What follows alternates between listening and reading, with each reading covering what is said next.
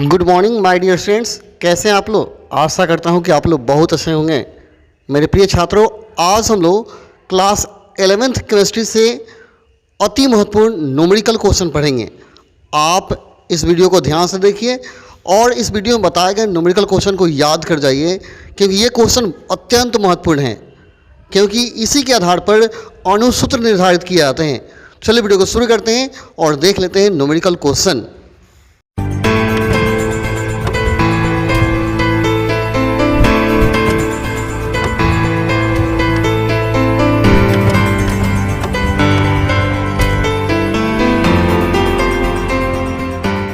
एक यौगिक में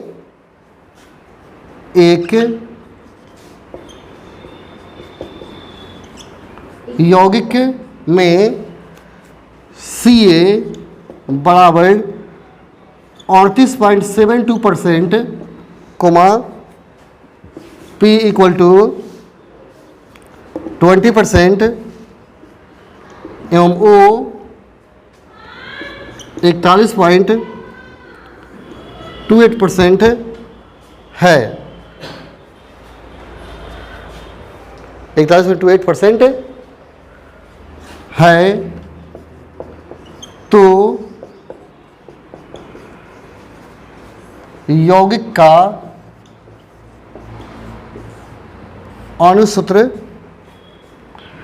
बताएं। यौगिक का अणुसूत्र बताएं। इसमें क्वेश्चन में दिया है, यदि परमाणु द्रव्यमान Ca बराबर 40, P बराबर 31, O बराबर 16 है। क्वेश्चन में इतना दिया है, अब आपको बनाना है क्वेश्चन को।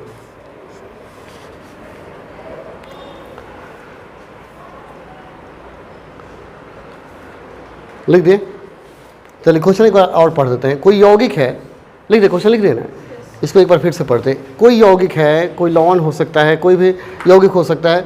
उस यौगिक को कहता है कैल्शियम क्या है 38.72% है और फास्फोरस 20% है, ऑक्सीजन 41.28% है।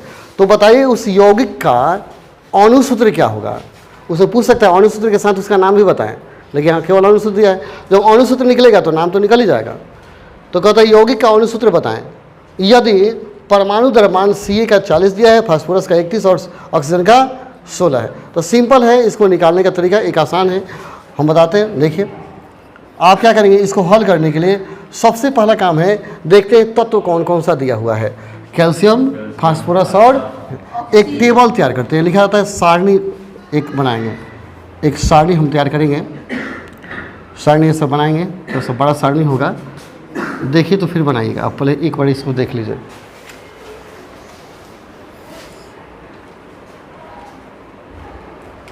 यहाँ तक इसमें लगा, बड़ा भी आप बना सकते हैं। देखिए सबसे पहले क्या करना है आपको, तत्व देखना है कौन कौन इसमें तत्व दिया है। जहाँ मिस्टेक करेंगे आप बताइए कि कहाँ गड़बड़ हो रहा है। तो तत्व कौन कौन दिया है इसमें, कैल्शियम दिया है, फास्फोरस दिया है और ऑक्सीजन दिया, लिख देंगे। ठीक है, इसके बाद हम क्या करते हैं, इसको थोड़ा सा घेर देते हैं, इसको बड़ा कर देते हैं। तत्व के बाद इसका प्रतिशत मात्रा देखेंगे कितना दिया गया यौगिक में। प्रतिशत मात्रा यहाँ लिखा जाएगा, प्रतिशत मात्रा। अगर एक बार ध्यान से देखें सब समझ में आ जाएगा। तो Ca का प्रतिशत मात्रा कितना दिया है 38.72%। नहीं लिखेंगे चलेगा, ऊपर प्रतिशत हम लिख दिए हैं।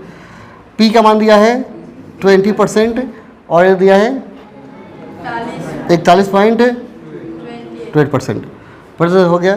प्रतिशत के बाद क्या करेंगे, इसके प्रतिशत मात्रा में अणुभार से भाग देंगे। प्रतिशत मात्रा में अणुभार से भाग देंगे। यहाँ लिखा जाएगा प्रतिशत मात्रा लिखते जाइए ना। चलो बनाइए, तो बनाइए सर, खंड बनाइए बटा अणुभार। अब लिखिए, अच्छा रहेगा।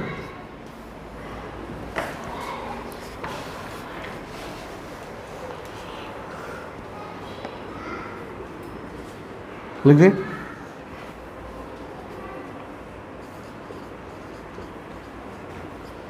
अनुभाग चाहे परमाणु भाग जो लिखे, तो देखिए देखते जाइए लिखते जाइए। इसका प्रतिशत मात्रा कितना दिया था 38.72। अब बटा क्या करेंगे, इसका अनुभाग कितना दिया था सी का 40 दिया है ना, यहाँ बटा करके लिख दीजिए। अब भाग देकर भी लिख सकते हैं, भाग देने पर आ जाएगा। चलिए जगह हम इधर लिखेंगे, फिर यहाँ क्या होगा 20 बटा कितना आएगा 31 दिया है, और ये कितना दिया 16 दिया है, लेकिन परसेंट दिया 41.28 है ना। अब बटा क्या हो जाएगा 16, इसको चीन पार देते हैं, अच्छा रहेगा ना, ताकि खंड 3 को बन जाएगा, उसमें लिखना आराम हो जाएगा। लिखिए, एक में जगह थोड़ा कम बच रहा है।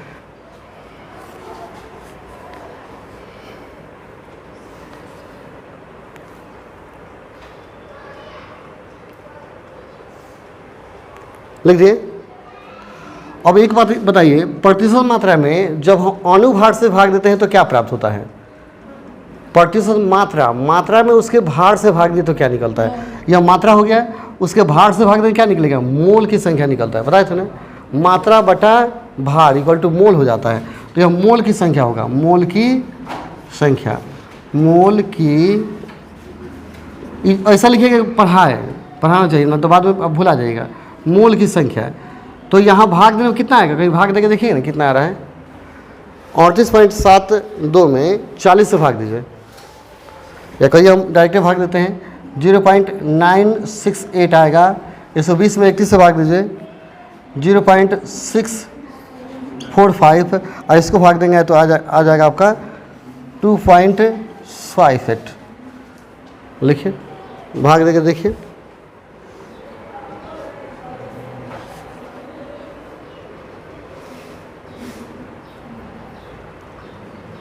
लिख देते हैं, मोल की संख्या निकल गया। अब आपको क्या करना है, इतना समझ में आ रहा है, यहाँ कहीं दिक्कत नहीं है। केवल जो प्रतिशत मात्रा दिया था हमने लिख दिया, प्रतिशत मात्रा में उसके परमाणु भार से भाग दे दिए, भाग देने में जो है उसको लिख दिया। अब एक स्टेप आपको बढ़ाना पड़ेगा इसमें देखा जाता है कि सबसे छोटा कौन है, सबसे छोटा कौन है, न्यूनतम संख्या कौन है, ये देखिएगा, ये वाला है न्यूनतम। तो क्या करेंगे, प्रत्येक में सभी में न्यूनतम संख्या से भाग देंगे, यानी इतना से इसमें भाग देंगे, और इसमें इसी से भाग देंगे, और इतना से इसमें भी भाग देंगे, यानी प्रत्येक में न्यूनतम संख्या से भाग देने पर। तो यहाँ लिखिएगा, प्रत्येक में न्यूनतम लिख दिया जाए, मूल संख्या। प्रत्येक में से नहीं समझ आएगा, इसमें प्रत्येक में इससे, हाँ प्रत्येक में जितना इसमें आया है ना, इससे छोटे का संख्या से भाग देंगे, उस तरह भी समझ जाएंगे। न्यूनतम संख्या से भाग देने पर, थोड़ा सा बड़ा है। अब इसमें देखिए, यहीं पे लिख देंगे 0.968 है, अब बटा क्या रखेंगे 645 रखेंगे ना, ऐसा रखिएगा ताकि यहाँ भाग देंगे, यहाँ साइड में लिखा जाए। और इसमें इसी भाग देंगे 0.645 बटा क्या 0.645 भाग देंगे, यहाँ लिख देंगे, या 2.58 बटा क्या हो गया 645। ठीक है, इतना क्या लिखे, प्रत्येक में न्यूनतम संख्या भाग देने पर लिख दिया ना। तो इसमें हम इससे भाग दे दिए, और ये छोटका है तो इसमें इसी से भाग देंगे, और इसमें क्या किए, इससे भाग दे देंगे। आ रहे समझ में, सबके बटा में छोटा संख्या कर दिया। अब इसमें इसे भाग देकर देखिए कितना आ रहा है, भाग दिए तो कितना आ रहा है, आएगा 1.5 के आसपास आएगा, यह 1.5 आएगा, या तो सेम है तो क्या आ जाएगा 1 आएगा। इसको भाग देने पर क्या होता है 4 आता है, 6 चौके 24 होगा ना, 4 आएगा, आ गया।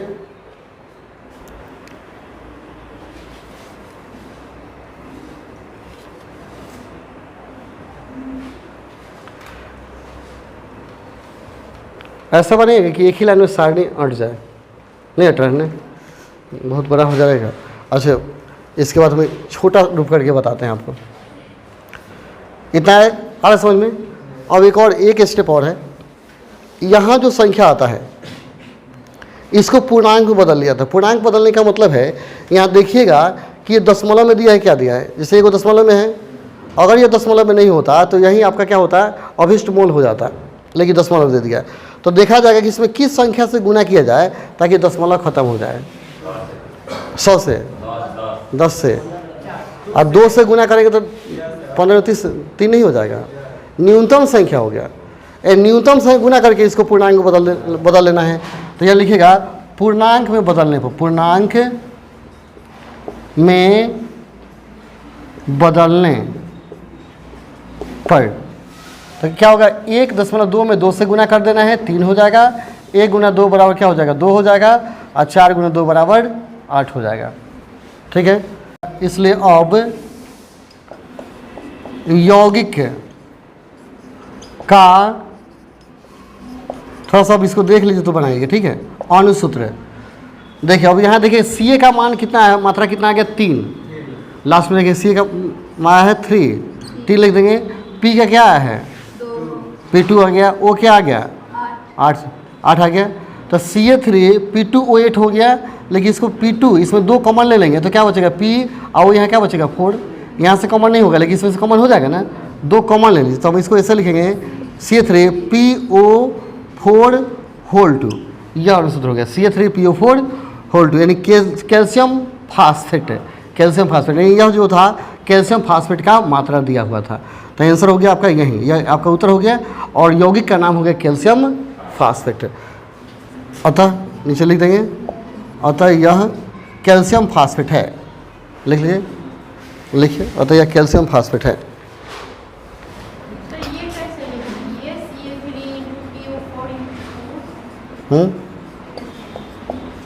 नहीं समझ में आया, ये वाला CA3 तो अपने स्थान पर है, 2 कॉमन ले लीजिएगा इसमें से, तो P एगो बचेगा ना, और वो क्या बचेगा, 4 गो।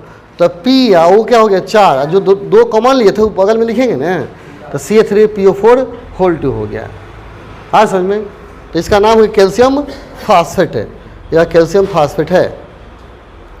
बोलिए समझ में आया है,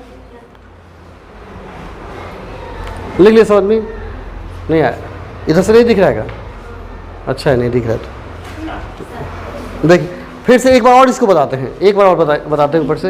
हाँ लिखिए, फिर से एक बार और रिपीट करते हैं ताकि आपको समझ में आ जाए। अगर इसको समझ गए तो चैप्टर का प्रत्येक क्वेश्चन सेम इसी पर आधारित है, एक भी आपसे नहीं फंसेगा, मेन इसको जानना है। लिख लिए कैल्शियम फास्फेट। अब देखिए एक बार बताते हैं, जैसे यौगिक में दिया था तत्व का प्रतिशत मात्रा दिया हुआ है, हमें क्या करना है, पहले तत्व का नाम लिख लेना है, कौन कौन सा तत्व है, फिर उसका प्रतिशत मात्रा लिख लेना है, तत्व प्रतिशत मात्रा है, फिर प्रतिशत मात्रा में क्या करना है, उसके परमाणु भार से भाग देना है, प्रतिशत मात्रा बटा कर देना है परमाणु भार, भाग देकर सब बटा में खाली लिख दिए हैं। आप डायरेक्ट क्या करते, भाग देकर इसको हम यहाँ पर भी लिख सकते थे, लिख देना है। इसका क्या करना है, मोलों की संख्या प्राप्त कर भाग देने पर जो है उसको मोल की संख्या बोल दिए। अब इसमें देखेंगे छोटका कौन है, उसे क्या करेंगे, भाग देंगे, प्रत्येक में न्यूनतम संख्या से भाग देंगे, या न्यूनतम मोल से भाग देने पर, या सबसे छोटे मोल से भाग देने पर, जो आपको समझ में आता है लिखिए। यह मोल की संख्या है ना, तो प्रत्येक में न्यूनतम मोल से भाग देने पर लिख सकते हैं, तो यहाँ मैंने उसको लिख दिया, भाग देकर जो है उसको लिखे। इसका देखना है कि यह दशमलव में अगर है तो कौन छोटी संख्या है जिसे गुना किया जाए ताकि यह दशमलव खत्म हो जाए। तो 2 से गुना किया, दशमलव खत्म हो जा रहा था तो मैंने 2 से गुना कर दिया, गुना करने के बाद जो आया वही अभिष्ट सूत्र हो गया, हुआ ना। एक और क्वेश्चन लिखे, लिखा जाए क्वेश्चन, देखिए क्वेश्चन 2 हम लोग देखते हैं। देखिए एक यौगिक की प्रतिशत रचना, एक यौगिक के प्रतिशत रचना निम्न है, निम्न है, N बराबर 11.2%, H बराबर 3.2%, क्रोमियम Cr बराबर 41.2% एवं O इक्वल टू 44.2%। इस यौगिक का अणुसूत्र निर्धारित करें, इस यौगिक का अणुसूत्र निर्धारित करें।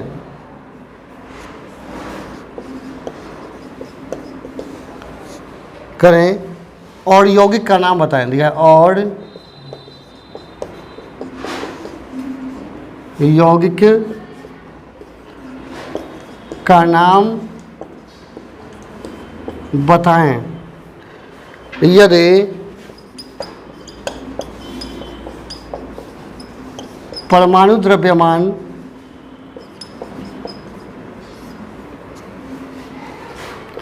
H बराबर 1, O बराबर 16, N बराबर 14, Cr क्रोमियम बराबर 52 है। चलिए, क्वेश्चन कंप्लीट हुआ। सब कोई अपने से हल कर सकते हैं। चलिए हल करना शुरू कीजिए, खुद से हर कोई हल करेंगे। आधा इसमें का मिटा देते हैं इसकी, और तब हम इसको बनाते हैं।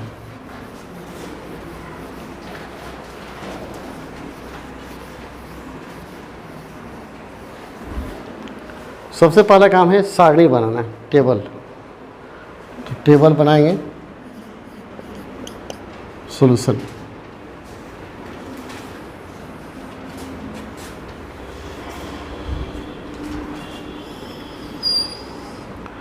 पहला खंड तत्व का नाम होता है, तत्व का नाम। तो तत्व खाली लिखिए, ऊपर खंड थोड़ा बड़ा लीजिए क्योंकि उसमें ज़्यादा लिखना पड़ता है। अब तत्व है यहाँ, पहला नाइट्रोजन दिया है,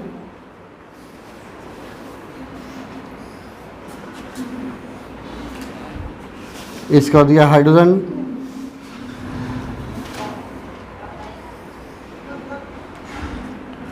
इसके बाद क्रोमियम,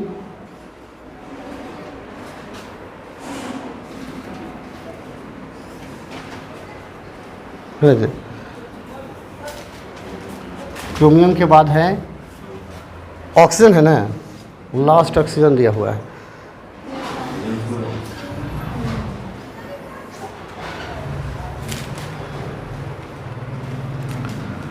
इसका लिखिए प्रतिशत मात्रा।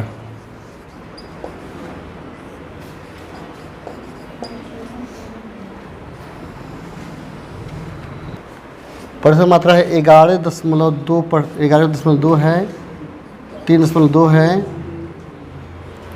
41.2 है और 44.2 है। और प्रतिशत मात्रा बटा क्या करेंगे, प्रमाण भरना है।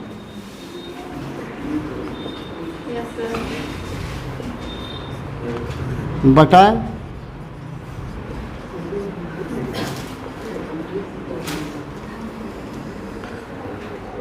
जब कॉपी में नहीं हट रहा है ना तो डायरेक्ट भाग देकर नहीं लिख दीजिएगा, डायरेक्ट भाग देकर लिख दीजिए।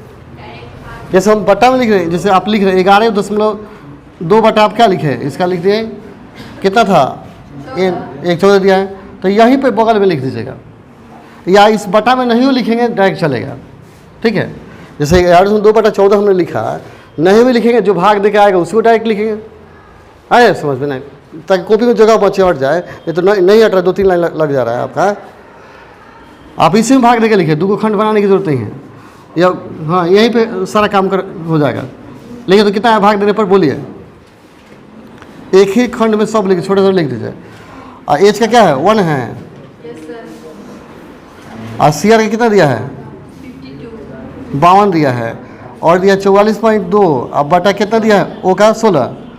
यहीं पे सबका भाग देकर लिखिए, तो एक खंड आपका बचेगा ना। कितना आएगा भाग देने, बोलिए जल्दी जल्दी फटाफट भाग देकर बोलिए। 0.8, हाँ जल्दी सब बोलिए। इसका बोलिए 0.2, ये जे का 3 रह जाएगा, हाँ 3.2 हो गया। इसको बोलिए, खींचे तो हाँ,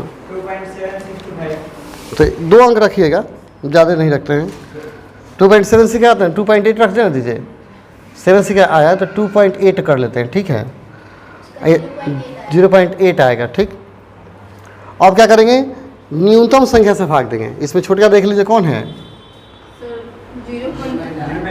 8 है, तो न्यूनतम संख्या से भाग देने पर लिखिए न्यूनतम संख्या से भाग देने पर। और भाग देगा, बाटा लिखने के डायरेक्ट भाग देके लिखिए। और 0.8 से 8 में भाग देंगे क्या आएगा, 1 आएगा। ये क्या आएगा, 4 आएगा क्या, ये 4 आएगा, ये 1 आएगा। आइए 0.8 में 3 5 आएगा, देखिए तो। और 2 से गुना कर दीजिए, तो पूर्णांक को बदलने पर लिखिएगा पूर्णांक में बदलने पर। और उतना जगह आपका बच गया। जब बार नहीं है तो खुद प्रैक्टिस हो जाएगा कि हमको क्या लिखना चाहिए। अब 2 से गुना करेंगे तब ना आएगा, क्योंकि 3 में 5 आ गया, तो 2 से करेंगे 7 हो जाएगा, तो ये 2 हो जाएगा। डायरेक्टली समझ में आ जाएगा। चाहे 1 गुना 2 बराबर 2, 4 गुना 2 बराबर 2, नहीं 8, 1 गुना 2 और 3.5 गुना 2, 7 हो गया।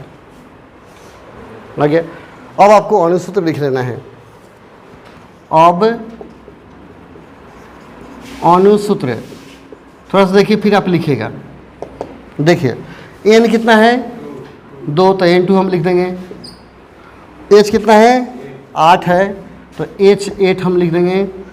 cr 2 और o 7। अब देखिए हाँ, इस समय से 2 कॉमन हो जाएगा, लेकिन याद रहे Cr2O7 मूलक है, तो मूलक में से कॉमन नहीं निकाला जाता है। क्रोमियम अलग नहीं होता है, क्योंकि नाइट्रोजन हाइड्रोजन संयोग करेगा तो क्रोमियम से रिएक्ट नहीं होता है, तो इसको अलग रखेंगे मूलक के रूप में। इसमें से कॉमन ले लीजिए, ठीक है। इसमें 2 कॉमन हो जाएगा, तो NH4 बचेगा होल 2 इंटू Cr2O7 ऐसे बनेगा। NH2 यौगिक का नाम सोचिए क्या होगा। जहाँ देखिएगा, जहाँ Cr2O7 होता है, Cr2O7 उसको डाइक्रोमेट बोलते हैं। डाई बोले ना, यह मूलक है, हमेशा साथ में रहता है, डाइक्रोमेट है, ये हमेशा डाइक्रोमेट। तो इसका तो नाम डाइक्रोमेट है। यह देख लीजिए क्या है, NH4 क्या है, अमोनियम है। अमोनिया नहीं, अमोनियम। और NH3 होता तो अमोनिया होता, NH4 है तो अमोनियम है, तो अब नाम रखिए अमोनियम डाइक्रोमेट। अमोनियम डाइक्रोमेट, तो नीचे लिख देंगे यौगिक का सूत्र, यौगिक का नाम अमोनियम डाइक्रोमेट है। यौगिक का नाम अमोनियम डाइक्रोमेट है। कार्बन एवं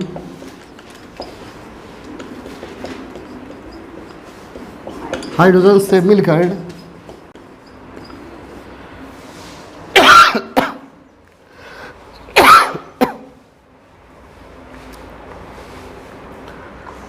बने एक यौगिक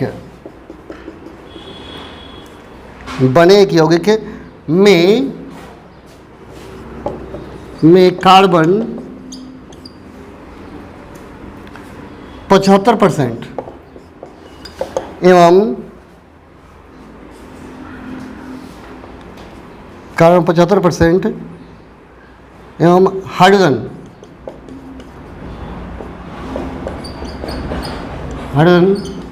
25% है, तो उसका अनुसूत्र बताएं। तो उसका अनुसूत्र बताएं एवं यौगिक का रासायनिक सूत्र रासायनिक नाम बताएं। यौगिक का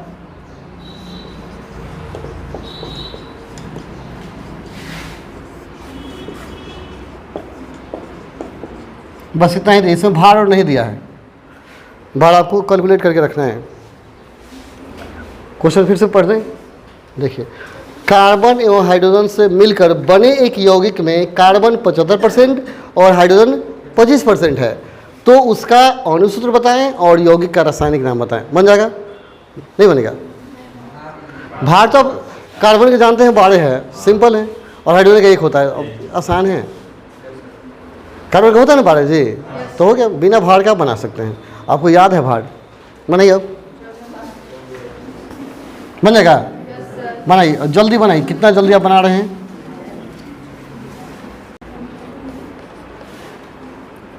पहले तत्व लिख दीजिए। 2 तो तत्व हैं ही, ये तो और आसान है। अब क्या करना है? प्रतिशत मात्रा लिखना है आपको। प्रतिशत मात्रा, फिर करना है आपको प्रतिशत मात्रा बटा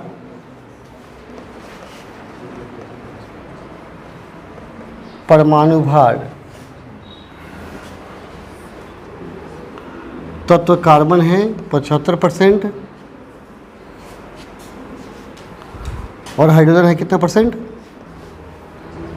25%। यस,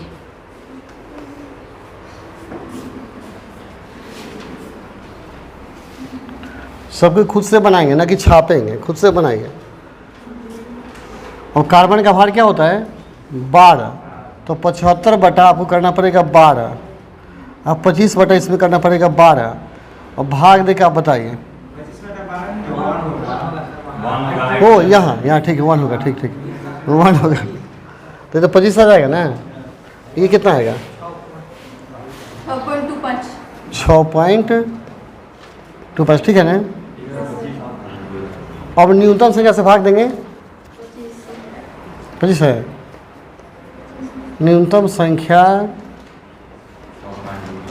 से भाग देने पर, तो इसमें न्यूनतम 25 और इसमें है ही नहीं, न्यूनतम है जी 6.25 है ना, तो 6.25 बटा कर देंगे 6.25 बराबर, या 25 बटा क्या होगा? 6.25। अब बोलिए कितना आ रहा है? मतलब यही नहीं आएगा। इन दोनों में न्यूनतम देखें छोटा कौन है, तो 25 इसमें छोटा यही ना है, तो 6.25 से भाग दे दिए। इसका तो 1 हो जाएगा, इसका कितना आएगा? 4 आएगा। अब तो ये ऑलरेडी पूर्णांक है, तो यहाँ पूर्णांक लिख दीजिए, पूर्णांक भाग लिख ही दीजिए। पूर्णांक भाग क्या? पूर्ण भाग 1 और 4 आए, उसमें कोई परिवर्तन नहीं हुआ, ठीक है। अणुसूत्र, अब अणुसूत्र C1H4, यानी CH4 क्या होता है? मेथेन होता है। CH4 है, यह मेथेन है, तो 1 नहीं, CH4 होता है, यह मेथेन है, यह मेथेन है। तो एक का कॉमन लेंगे, उससे कुछ होने वाला है? एक कॉमन होता है, एक छोड़ दीजिए भले, आप CH4 खाली लिखिए, खाली CH4 नहीं लिखेंगे जी, एक नहीं हो लिखे, एक लिखने की कोई जरूरत थोड़ा है इसमें, CH4 है ना, तो मेथेन है, यह मेथेन है। तो शायद अब इस चैप्टर का टोटल क्वेश्चन आप बना सकते हैं। इस प्रकार ये चैप्टर खत्म हो गया। टोटल क्वेश्चन सेम ऐसे ही दिया है।